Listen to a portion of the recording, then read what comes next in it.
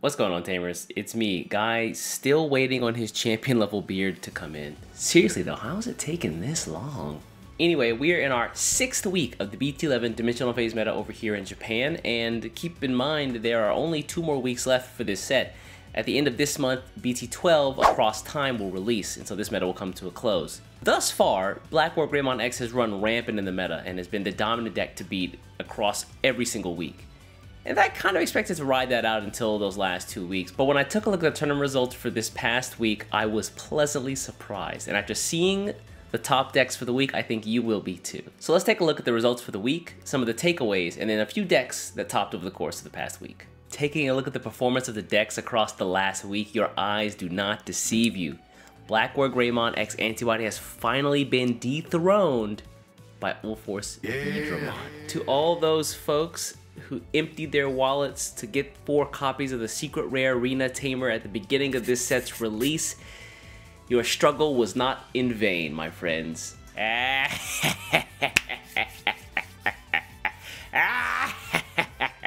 Grandis has finally pushed BlackWarGreymonX down enough so that other decks can now take advantage. Also, if you're wondering why Grandis, a deck that at this point is a couple of sets old, is still making huge waves in the meta, take a look at some of my previous videos where we talk about how Grandis is a great counter to BlackWarGreymonX Antibody. And with less BlackWarGreymonX running around, other decks are seeing more success. You can see that just by taking a look at this list here. Again, top spots, Ulforce, Grandis, BlackWarGreymon still strong, but below that we also see Machinedramon, and somehow Jessamon makes a big appearance here. Be aware that Jessamon has had a bit of a facelift, and now that they're relying more on a Gankumon focused package in order to use Gankumon's Digivolution effect to fight their way through the course of the game. So as I take a look at the rest of the decks at the rookie level and below, one thing I want you to notice is that there is no CrossArt X5 on this list anymore. It seems that with the update of the restriction list that will take place at the end of this month, players are already starting to make the change over to CrossArt X7, and what they're doing in this deck is instead of just going a hard X7 focused package, they're just adding in 1 or 2 copies of Shoutmon X5, just so they can have and keep that speed that the deck is known for. And as we go through the rest of these decks on this list, I think it's very apparent that at this point you can pretty much run whatever you want in the meta. We see things like Mastamon, Examon, Metalgarurumon X, we've seen Beelzemon still somehow. He's getting an update in the structure deck coming out soon. WarGreymonX Antibody, Minervamon still there, Blue Flare still up there, Lilith Loop somehow made an appearance. I'm not sure why that is, but it is. And then everything from Ragnamon, Alphamon, King Scamon is somehow up here, as well as Dukemon at the same time. So yeah, whatever you want to play in BT11, just have at it. Taking a look at some of the decks that topped over the course of the week, the first one I definitely want to highlight is going to be the Ulforce Vidramon build. This build here has seen an update in the addition of the Jurikato Tamer as well as the EX2 Leomon. The synergy here is really cool with Ulforce Vidramon, using his effect to play Tamers for free on Digivolve.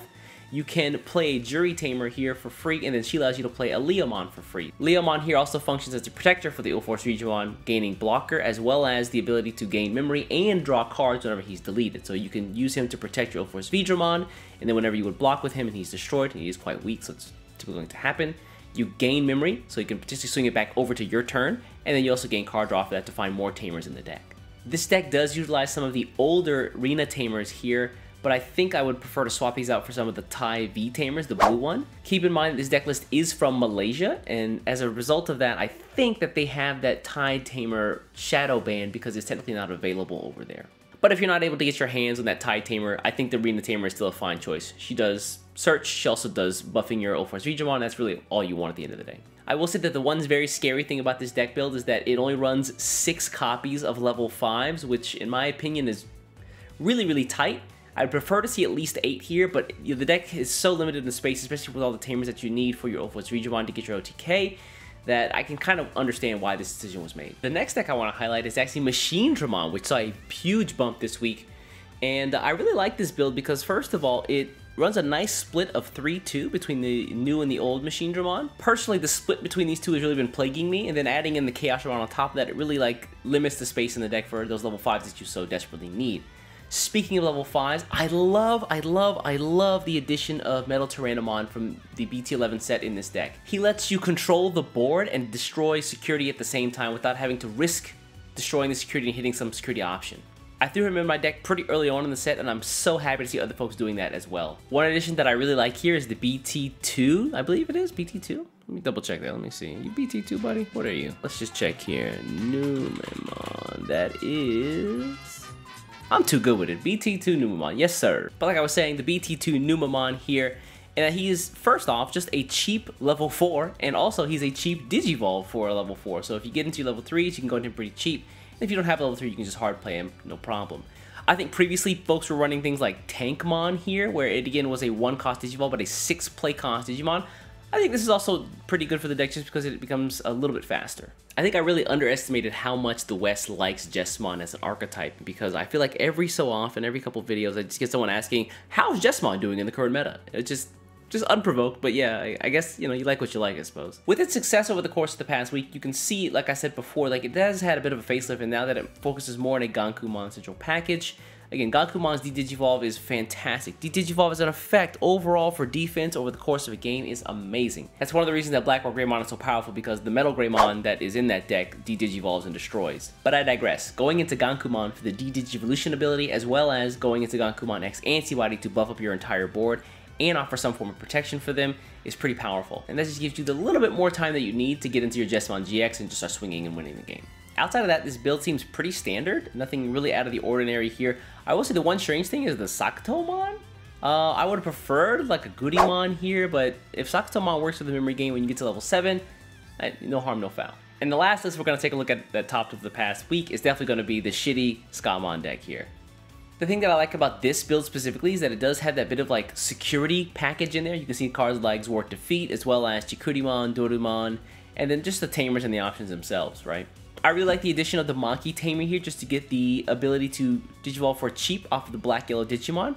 I would prefer the use of a Deltamon over the Getemon here, but it seems like they want to like prioritize getting all those Scamon in the trash so they can get their King Scamon activated, so you can just turn something else into poop. So I can understand the decision made there. But yeah, very solid list overall, and if you're interested in running King Scamon yourself when it drops over the English side, or if you're playing the JP version of the game, you want to give it a shot, I think this is a fantastic deck to build from. And so that's going to be the Week 6 BT11 Dimensional Phase meta recap for the Japanese version of Digimon TCG. Let me know what you thought in the comments below. Are you excited that BlackWarGreymon has finally been dethroned? Do you think that Ulforce Digimon can actually keep its top spot over the course of the remaining weeks for the set? Additionally, if you're playing the English version of the game and you like these meta recap videos, definitely take a look at some of my EX3 recap videos as well. I cover the first few weeks of the EX3 meta for Japan, and so if you want to get ahead in the meta for the English version of the game, I definitely recommend checking some of those out. Anyway, I'm going to get out of here, folks. Do me a favor, hit the subscribe button before you leave, and I'll catch you in the next one. Take care.